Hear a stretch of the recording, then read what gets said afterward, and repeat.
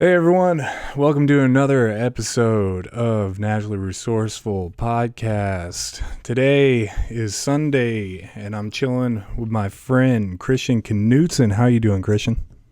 I'm doing good. Doing good. And that intro's sounding good. I'm working on it. I'm trying different things. Kind of a trial and error. Yeah. I was with Naturally Resourceful from the beginning, Yeah. or at And least aware of it. little do you know, Kristian has been here since the beginning of Naturally Resourceful. Yeah, it's true. That was in Bend, Oregon. Jake came to me with an idea of trying to feature scientists, biologists, etc., and sort of crowdfund them, help them.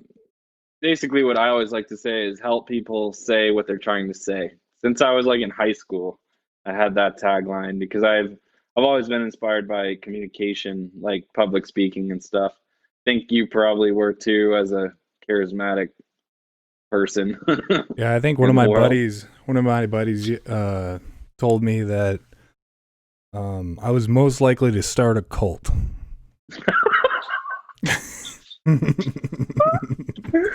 So Well, if we that all have counts, I our don't own know. little wins, right? Yeah, right. Some thought that was an insult. I wear that as a badge of honor, folks.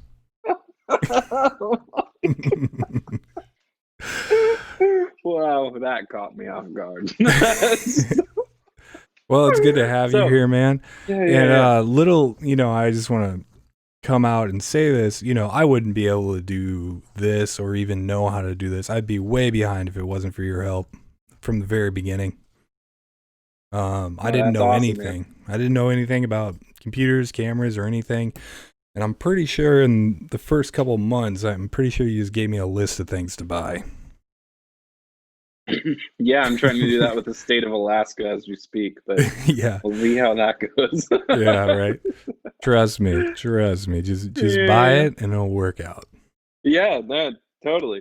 Yeah, That's true. And I'm trying to convince myself that with maybe another $2,000 guitar here. Just buy it, it'll work out. it'll work out. It'll work out.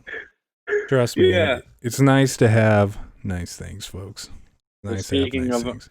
another fire friend, our friend Brian Selmers bought, I really don't know the price point, but I'm sure whatever guitars he's bought, we're ranging in the thousands, right? Yeah. Have you seen any of those in real life or via photo yet? Yeah, he sends me photos. He flexes on me all the time. Sends me Well, pictures anyways, of beautiful guitars. yeah, I was at Guitar Center yesterday and I found a used, Yeah. keyword used version of a PRS. I don't really know what it was, but it was really, really cool. It had these thick single coil pickups called P90s, which are just beautiful instrument. And used, it was $1,900. Oh, So it's a he's steal. buying new instruments, and so I don't want to know. And Yeah. that's the story. Like your podcast is kind of about firefighters. So one topic we could talk about is blatant overspending. Right. Fire rich. And buying within maybe 2 weeks of each other two to $3,000 guitars might qualify as blatant overspending. I Blatant don't know. overspending. Hey man, I mean, as long as you make it to May, you're fine, right? You're within budget. And you're like, don't get hit by a car or break a leg or something. You're fine. Yeah, yeah, So yeah. yeah, You got to do that in season. exactly, Yeah. exactly. But you don't have time. No. If you want to break your leg, folks, make sure you have health insurance. But you won't. But you won't. Literally happened, I think. Oh The yeah. baker. Oh yeah. I'm sure it's happened to plenty of people. But man, So tell me. Oh yeah. Go yeah, man, ahead. it's good to have you. You know, you've been up and you've been touring around a lot lately. You've had some good trips. Have a good off season. Are you Ooh, starting to I slow really. down in Alaska? What did you end up doing this off season? So unfortunately, the whole concept of off season goes away a little bit as you like move up the ranks. And this for me is year 8, um, which is crazy because I mean, I think one reason we became friends and that I could relate to you is you and your brother had done a whole bunch of shit. Like you'd been in the Marine Corps, you'd lived in Southern California, then you went to Kansas to Bible school because you're a saint practically. But I then mean, then you went to I didn't Penn say that. He said that. and so a whole lot of different weird stuff. And that was kind of me too. It's like I went to college, I finished by the skin of my teeth, like, and that is very true. I think I stayed up for 3 days straight to graduate college because I literally had to, or I Yeah. would fail. And I kind of knew that I would never go back. Like if I don't pass now, like balls to the walls or back to the walls, I should say. Like, um, like either you do it or you don't do it. Yeah. Um, so like that was somewhat like you and your brother bouncing around doing a bunch of things. But it's sort of crazy to think back and been like, this is season 8 for me. It's like, how did I possibly do the same thing for like nearly 8 years? Yeah. And that's kind of cool. Like like amongst the other 30-year-olds or whatever that we know, like not really that many people have even done anything for 7 or 8 years. Except for Um, nothing. except for mostly nothing. So it's like I have maybe what could qualify as a mid-level government job now. Hmm. But for me, it's like that's a huge success. Like Yeah. I don't want that to be maybe the top of the tower per se, but like to stick with one thing long enough to kind of understand what's happening and then maybe see opportunities to make a difference is pretty cool. And that really doesn't happen overnight. No. And unfortunately, I think that's one thing that is lost to some degree amongst our modern distraction driven society. It's Hmm. like no one wants to do anything for very long because they think it's dumb and they think they're above it. Yeah. But it takes some time to even have eyes to see I'm sorry, what is happening Yeah. around you Yeah. And in a certain industry. I think there's something to be said, so many people want to make change, and I think the best way to do that is to be a part of whatever system you're trying to change and, you know, go through the correct channels, become a part of the organization, and then you can be the person to make change. So you understand, the system that you're inside of enough to where you're not going to change it in a way that's going to break it, and Yeah. like where you're at right now, you've put in your time, people listen to you, they respect your background and what you have to say, and now the opportunities have a backbone. It's true. And you always feel like it's funny. It's hard to say how universal this is, but I think a lot of people, when they have some measure of success, do feel some measure of like inadequacy.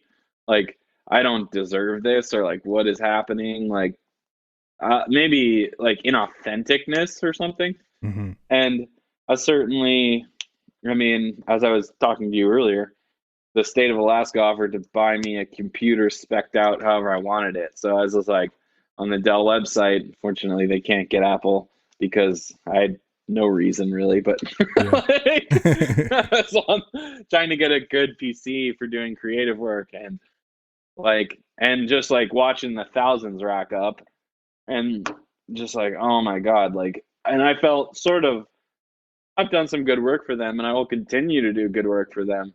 But I felt like I'd be like laughed out of the room. Like, it's like, yeah, this computer setup costs like 3K. And I was like, are you crazy? Like, Yeah. someone Right. just come in and like slap me in the face in my desk.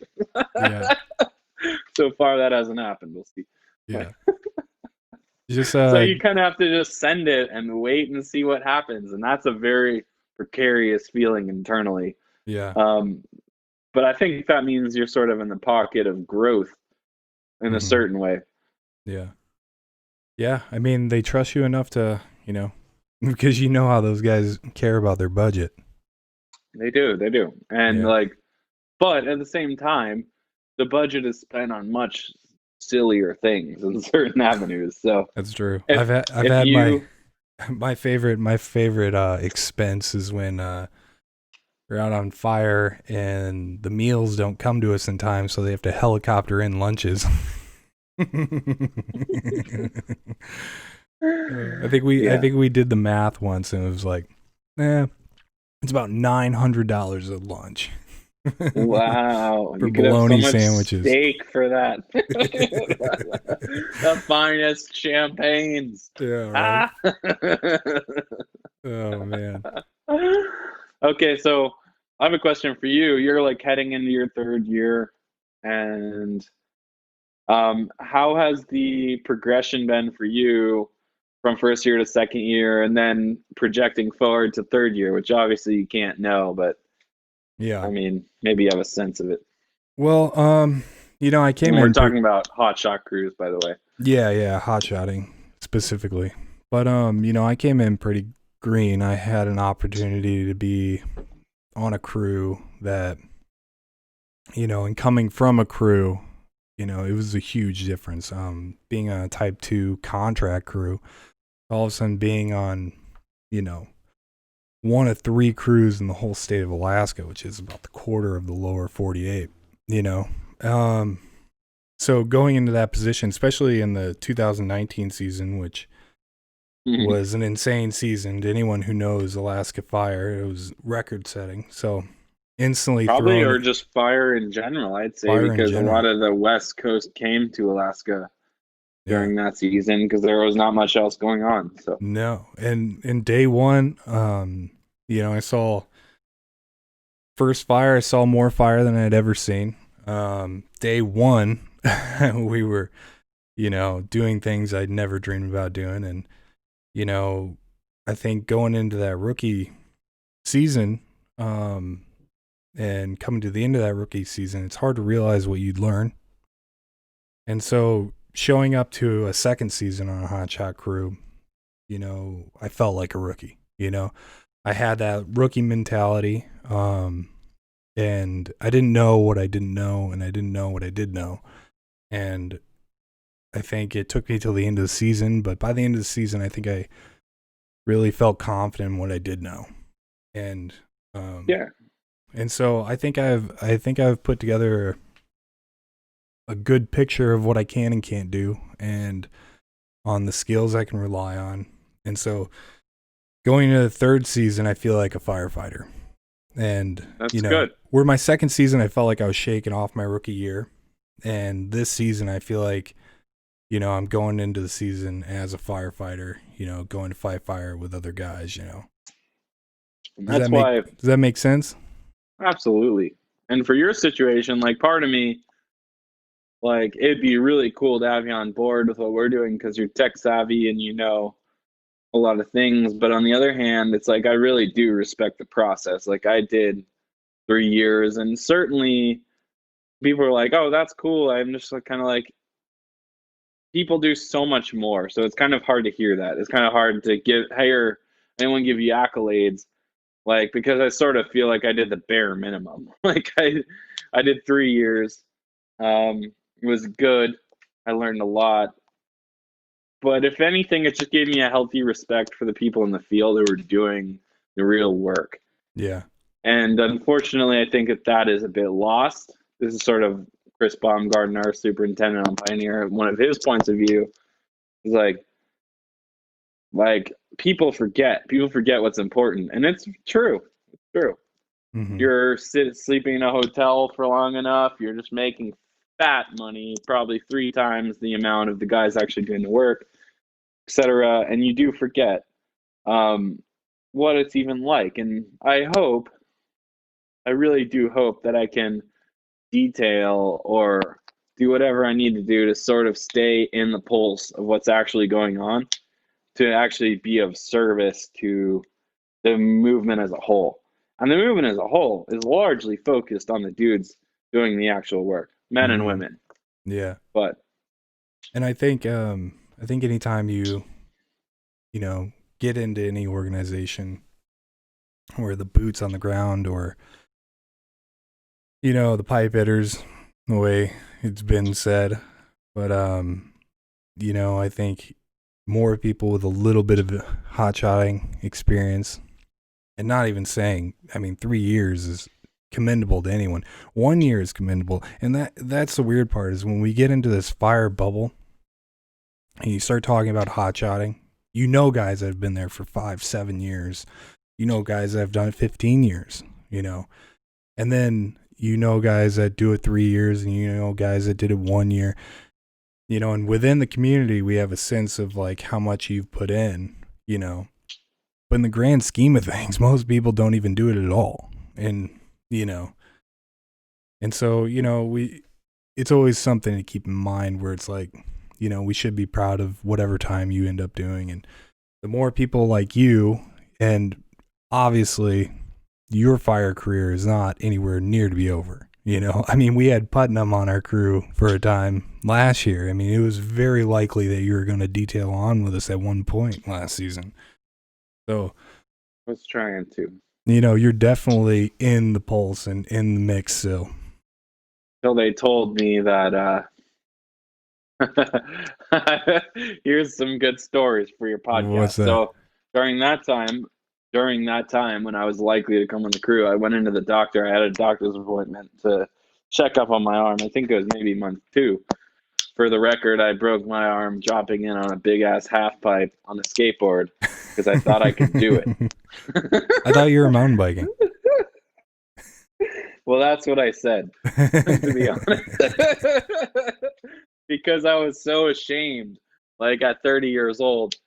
Not that skateboarding is bad. Like, skateboarding's done a lot of things for me. It taught me work ethic on a personal level and a lot of things like that. But like at like 30, to drop in on a massive half pipe when you haven't skated in 10 years is like just objectively really stupid. Yeah, you could have worked up a little bit. Precisely.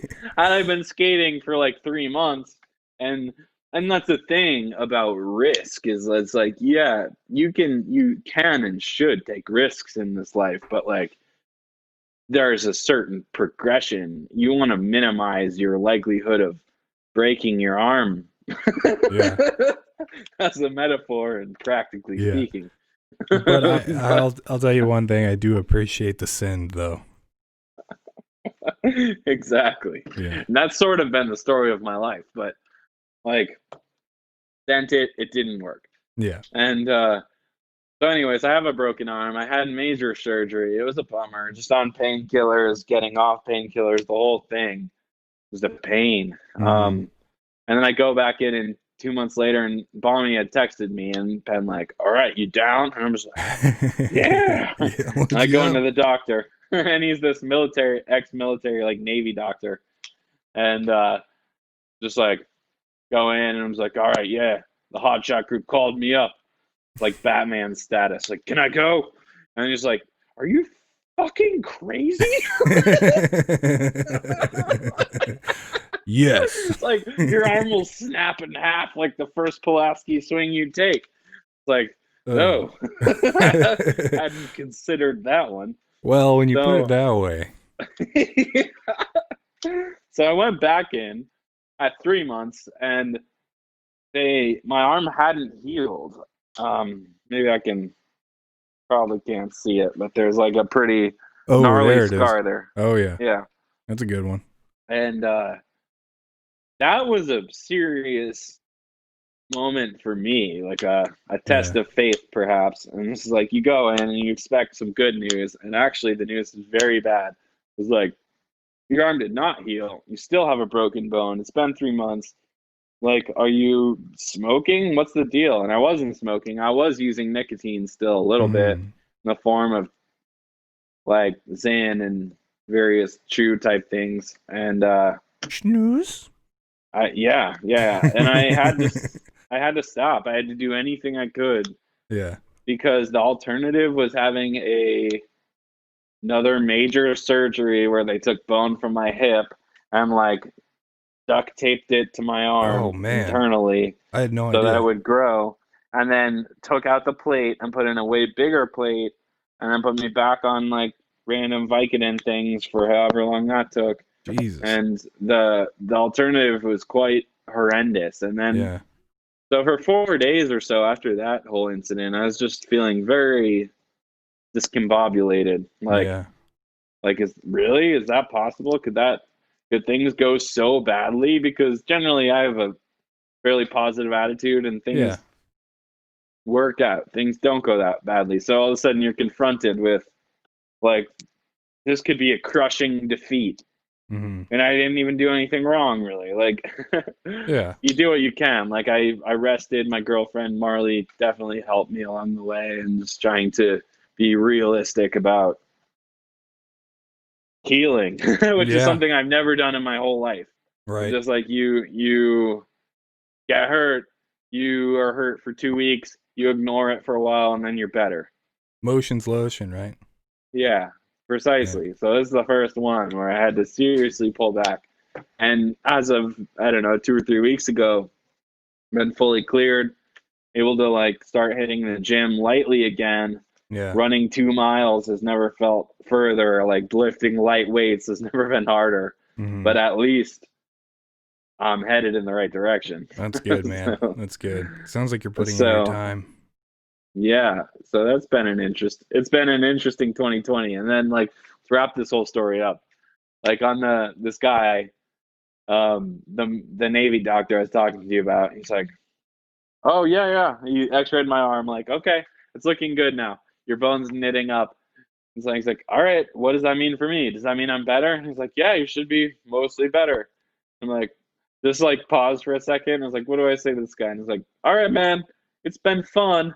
He was just like, huh? You awkward guy. Yeah, dude, just coming out of 2020, Oh, out of like the God. coronavirus and like 2 major injuries for me, ripping a tendon in my foot and breaking my arm for like 5 months straight, Yeah. having a broken arm. I'm just like, well, dude, it's been fun. He was just like, what? Should have just been like, I'm gonna miss you, bro. I'm gonna miss you.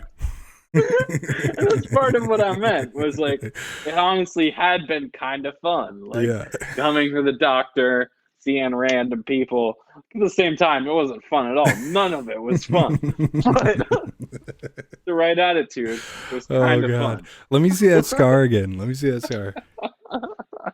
Dude, you know what you could? You could tattoo that, maybe some storm clouds at the top and make it into a lightning bolt. That'd be cool. That's a good idea. That's a very good idea. It kind of looks like... I really didn't want any more metal in my body. I've had metal in my body since 2011 for an ankle surgery, but here I am, so we'll see. You're the bionic man. Yeah. I did make a Wolverine reference. Oh, did you? He was like, well, next time, I asked him about skiing. I was like, can I go skiing? And he was like, well, next time you break your arm, it probably won't be in the same place because you have this plate in there. Yeah. I was like, oh yeah, like Wolverine. And he was just like, yeah. Yeah. Get out of my arm. Adamantium bones, dude. Some unatanium. I think I made that joke when John broke his collarbone because he was getting that surgery done. I'm like, gross, what kind of money? What kind of metal are they using? Are they using unatanium? He's like, what? I'm like, you should ask him. It's like, get the hell out of here. It's funny. Well, adamantium was what was in Wolverine to make his bones unbreakable, right? Was it? Yeah, I think so. Yeah. Unobtainium is something different. Yeah, I forget. What is unobtainium? I think another X-Men reference. Yeah, I think it was. I think that's what Black Panther's suit's made out of, or okay. Something I forget. I'd have to look it up. But unatanium, not attainable. But just impossible to find. But you can maybe find it. Yeah. Well, that's funny, man. So what are you going? You got some things on your docket for this next season? You got some aspirations? Well, I got the prevention job. Yeah. So Tech 3, and then the state system. That means I get a slight raise, and I'm permanent, which means I get health insurance. Ooh. More regularly. Fancy. But also, you're like, what's up with your off season? And that's sort of the thing. It's like I haven't really had an off season. It's yeah. like took. How have you not? I worked till December. Ooh. Well, till Thanksgiving. I worked till Thanksgiving, and then I was thinking about coming back in December to keep my health care, but I took 1 month off instead. We went to Marley. Um, the woman I'm seeing currently, she's from Michigan, Mm-hmm. and we went to her family's house, and I ended up being like, why the fuck? Why would I fly back to Alaska for like 1 week of work? That doesn't make any sense. Yeah. I was exploring the Midwest, exploring cheese curds, becoming Hey, a cheese curd, possibly. you gotta. Sounds like a Watching religious football, drinking experience. beer. Yeah. Your beer and cheese pilgrimage. Eating pizza fries. Have you heard of these things? Oh The yeah, I've had Wisconsin pizza bar fries. thing. Yeah. Okay, cool. You know what they should do? They should create a pilgrimage in Wisconsin. It goes from like Milwaukee to Lambeau or something. A pilgrimage, yeah. You just come back and you're like 50 pounds fatter than Yeah. you were when you started. The pilgrimage is this small town bar to small town bar. But it is it is Heartland America, and it's kind of like, it is different culturally a little bit. I It think really I is. told you about this briefly, but across the border in Hurley, Wisconsin, which is a pretty famous kind of like bootlegging saloon town, basically. Yeah. And it's possibly the first time I felt a little bit sketched out in bars in quite a while. 'Cause I'm pretty What? Really? comfortable in bars, but yeah. Like a little bit not the best vibes in some of Yeah. them. And so anyways, this one we went in, it was only open 1 day a week. And they had like 5 beers on tap, and one of them was like a craft beer, something or other. And I just go to ask them like, "Hey, what kind of beer is that?" And they're just like, "I don't know. I ain't no city yuppie." like you're serving this beer in your bar. There's only 5 of them.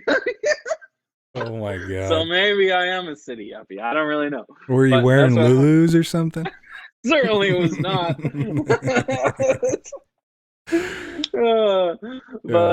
Yeah, I got hella judged for wanting to know what kind of beer a beer was. And that made me feel stupid. And I was like, I don't know. Yeah. All you gotta I didn't do think I is, was- whenever you see videos, is go Packers. You'll be fine. You'll be I fine. should have answered that. What's up? Like, I don't know. I think what she actually said was like, I ain't no beer snob. It's like, beer snob for knowing what kind of alcohol you're serving in your own bar that you work in? What the hell are you talking about? Yeah. Mhm. But You ain't from as you Illinois, are you? yeah, it'll get you drunk. And Yeah. that's the main thing. That's all that matters, really. That's funny. So on my docket, anyways, like, I'm working for Ethan. Ethan was a hotshot for 3 years as well, and pretty forward-looking guy. Like, he's doing a lot of, he's kind of running a government program as a startup, which is very interesting to me. Yeah. In that, like, there's a lot of freedom, a lot of creative problem solving, and our mission is sort of like, how do you decrease fires in the valley? And the valley is this area of Alaska is like pretty rural. The quintessential picture of wildland urban interface, basically. Yeah. Tons of people spread out in the woods in very burnable conditions doing unsafe stuff. Well, those are So it's like those are the nice basically- times. Those are the best times to go camping. It's the Wild West. Yeah.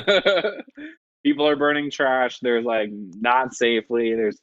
Any of these fires could have the potential to burn down an entire community. Yeah. So we're sort of faced with this response, and there's only 3 of us, and now there's 4. There should be a 4th, but like to roll around and try and educate and reprimand. We have law enforcement authority as well that reprimand people who are just doing incredibly idiotic stuff. Yeah. Well, do you remember? I think we had 2 or 3 fires in the valley last year that were traced back to not thermite filled teddy bears, or what were they filled with? Tannerite filled teddy bears. Yeah. So, Amongst my Oregon crowd, there's been a lot of talk that tannerite cannot start forest fires, but I think that's been pretty thoroughly debunked at this point. I don't. certainly can. If you make a massive explosion in the wilderness, you may or may not start a forest fire. Yeah, I think the tests have been ran. I think the evidence is conclusive. They have been ran. Yes. Yeah, I think it, you know, you know what I would like to do if I wasn't connected to, if I was trying to solve this problem and I wasn't connected to an agency, I would just start a podcast where you did like the news every day, right? But instead of the news, you just yell at people from Matsu. Do not start your freaking burn barrels this week. I will find you. I will hunt you down. If you could just post a video like that once a week, I think we might solve the problem. So we have been doing things like that with Firewise Friday, which is like through the country radio station in Palmer. Yeah. But there's other initiatives being focused upon, like, so you know how Smokey Bear is sort of the mascot of the Forest Service? Yeah. Well, Alaska's trying to make our own mascot, called Spruce the Moose. I had to recall the name. And Spruce the Moose is a moose, but we're trying to save money, so like not getting a moose body, just a moose head. Oh, okay. So there's going to be a strange, scary centaur creature walking around trying to convince people that they should be safe. Well, I'll produce. So look for it. I'll wear the moose head because I already have the moose body. Well, that's fine. Good. We might have to put you on the payroll. Oh, that's funny. In all honesty, though, I'll follow up with this. Okay. Really? Do I get health insurance year round or? Probably not. Come on, man. It's not up to me. Wait. Well. So what do you hope to achieve? You're going into third year of hot shotting. What would you like to achieve? I don't know. At this point, I think I have a good shot of being a Sawyer this year. Good. So that's going to open up a whole can of worms for me. You know, it's going to be completely different than being on a dig. So I have plenty to learn. You know. Absolutely, man. That's awesome. And really, like, I mean, just being on a crew at all, hotshot crew, where you're a regular for 6 months, like, you're probably better than 90% of the population at Chainsaw. But the Sawyers on a hotshot crew who have done a season or two as a saw are better than like 99% of the population. Like, there's just nowhere else that you would get that amount of training and experience. Yeah, that trigger time, ever. Man. Yeah. Ever. I mean, even by the end of last season, we had a lot of opportunities where I was able to cut. And, you know, by the end of the last season, I had improved immensely. So, you know. That's awesome. It is fun, man. Yeah. I did some tree work in Michigan for Marley's family. And it's good to be back at it again. It's a lot of fun. Yeah. Did you make sure your nuts were tightened properly? This podcast is ending now.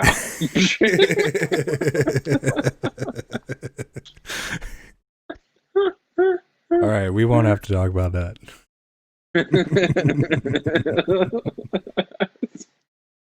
Oh man, that was so funny. I just remember coming back to the truck, and I was like, "Oh man," because we were in the same rig. I'm like, "Oh man, Christian's done for the year. He's not coming back." And I open up the back door, and you're sleeping sideways in the back of the truck. You just covered in everything that Bravo Tool had. And I just see you lift up your head, and you're like, "What up, man?" Like Christian, you're alive. Christian's alive. I came back. They'd given me stitches, and then they re-dropped me off because I had nothing to do. Yeah. Oh god, that was funny. Try and heal for like 2 hours. Oh god. Oh man. Well, I wish you the best of luck coming into the season, and hopefully we can do more media projects because this shit's important. Yeah, man, and you know, I want to be able to help you guys in any way I can. And, I would, like to sit down with you and talk to you about kind of what I have planned. And I think we can tie some of our stuff together if we do things correctly. That would be ideal. That would be one of the visions for the future. And I'm in a position where, as like a public outreach kind of person, that I could help you and like help you, help the crew, and help us all at the same time. Yeah. Really the goals. Yeah. And I think the crazy thing is how easy this is. And so, if you could, start thinking about getting yourself a platform for forestry, I think we could do a lot of great things. Yeah. Good idea. And you're doing it. Yeah. It's exciting. Good job. Yeah. But now we just need new MacBooks. We need new MacBooks, and we need the state to pay for them. For everyone. Yeah. Bommy will go up into the loft one of these days, and half of the line packs will be gone. Replace my MacBooks. I just eBayed all your stuff.